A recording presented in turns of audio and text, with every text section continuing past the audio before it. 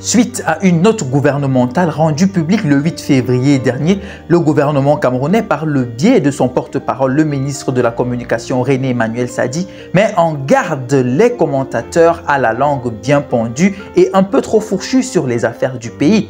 Entendez par là tous les Camerounais résidents du pays et bien entendu ceux vivant à l'extérieur et qui, au vu des nombreux scandales gouvernementaux cumulés depuis presque toujours au sein de l'État camerounais, expriment leur ras-le-bol en des termes parfois très représentatifs de leurs pensées. Des termes trop souvent inconvenants pour la morale et l'éthique. Les rues, les habitations, les lieux de jouissance, d'apprentissage, les médias sociaux et réseaux sociaux se sont ainsi transformés en un exutoire gigantesque impossible à contrôler, donnant naissance à de nombreux écarts de langage, d'innombrables dérives comportementales et une prolifération accrue de discours de haine dans un contexte déjà délétère en dégradation constante. Un état de choses insoutenable pour le gouvernement camerounais qui dit stop, mettant en garde tous les grands bavards de la République au travers d'une mise au point que je vous ferai le plaisir de lire.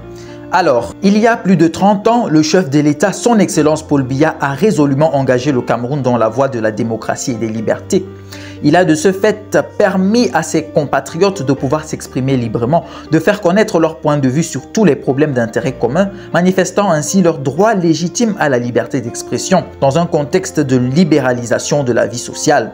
Une libéralisation voulue et assumée de manière irréversible. Pour autant, cette option qui aura été saluée par tous, tant à l'échelle nationale qu'internationale, ne saurait être comprise comme le droit laissé à tous et à chacun de verser dans la démesure et les excès de toute nature, notamment dans l'invective, l'injure, la diffamation, la médisance, l'indécence, le manque de respect à autrui, ainsi que d'autres attaques personnelles, l'incitation à la sédition et même l'hostilité contre la patrie. Qui plus est, l'expression des libertés dans le contexte culturel qui est le nôtre ne devrait en aucun cas faire fi des valeurs sacrées héritées de nos us et coutumes ainsi que de nos traditions et enracinées dans le temps et l'espace. Autrement dit, les traditions et les valeurs qui sont les nôtres nous imposent à tous le respect et la considération due à autrui, quel qu'il soit, le respect des aînés, le respect des autorités et singulièrement le respect scrupuleux de celles et ceux qui président aux destinées de notre pays.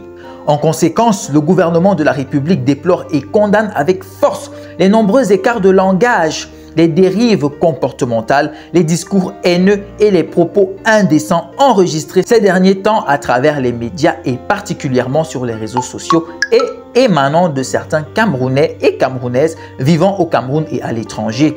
De même, le gouvernement de la République invite instamment nos concitoyennes et concitoyens à mettre un terme sans délai à ces dérives qui sont de nature à attenter à l'image, à l'honorabilité et à la dignité du peuple camerounais, faute de quoi des actions appropriées seront engagées à l'encontre de leurs auteurs, qui qu'ils soient et où qu'ils se trouvent.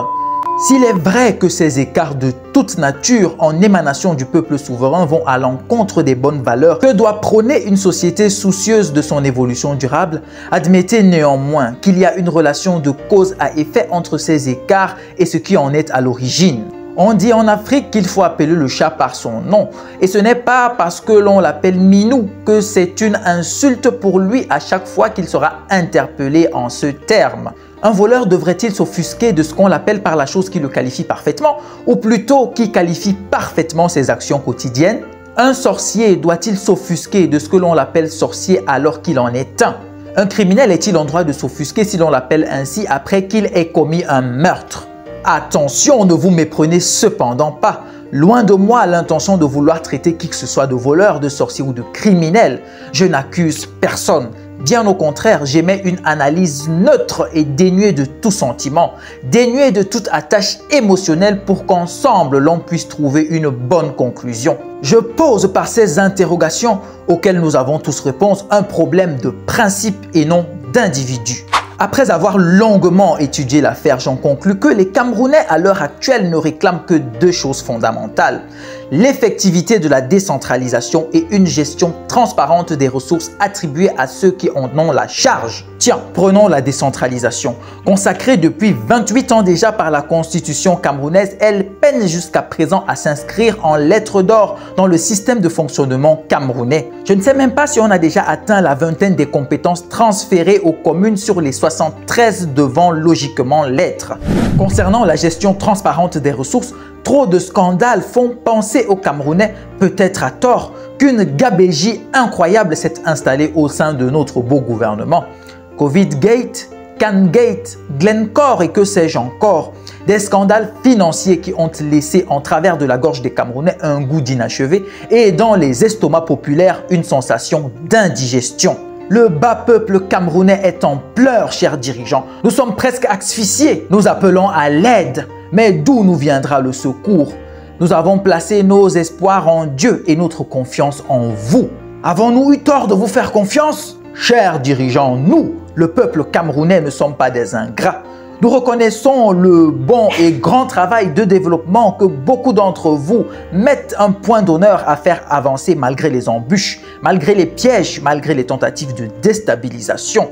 Et nous vous en sommes infiniment reconnaissants. Sincèrement, merci. Car oui, beaucoup de bonnes et grandes choses ont été faites par la bonne volonté de certains de nos dirigeants patriotes, contribuant à hisser la considération du Cameroun très haut à l'international. C'est en votre nom, vous, dirigeants patriotes, dirigeants nationalistes camerounais, que je marque aujourd'hui ma réprobation face à ces haineux, ces injurieux, ces diffamateurs, ces médiseurs de la bonne œuvre que vous produisez et qu'ils englobent malheureusement dans ce qu'ils décrivent comme étant un cafouillis de gestion au pays.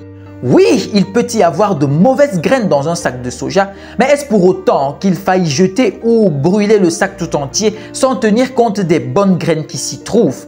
Bien sûr que non. C'est en ce sens que je vous invite, vous, mes frères et sœurs, chers camarades, chers amis, chers concitoyens et concitoyennes d'ici et d'ailleurs, de prendre très au sérieux cette note gouvernementale, vous invitant à plus de maturité, à beaucoup plus de retenue et de respect vis-à-vis des aînés et singulièrement des autorités. Respect scrupuleux à ceux et celles qui président aux destinées de notre pays. Les injures que vous proférez, la haine que vous développez et les magouilles que vous organisez vous aussi à votre petit niveau ne contribuent qu'à nous faire regresser. Les Camerounais que vous êtes sont passés maîtres dans l'art de la critique, le jugement et la condamnation de ceux qui nous dirigent, alors que chacun à son petit niveau est aussi condamnable que ceux sur qui il tire. Enlève la poutre qui se trouve dans ton œil, ainsi tu pourras mieux voir et aider à enlever la paille dans l'œil de ton voisin. Prêchez par le bon exemple que vous voulez voir autour de vous.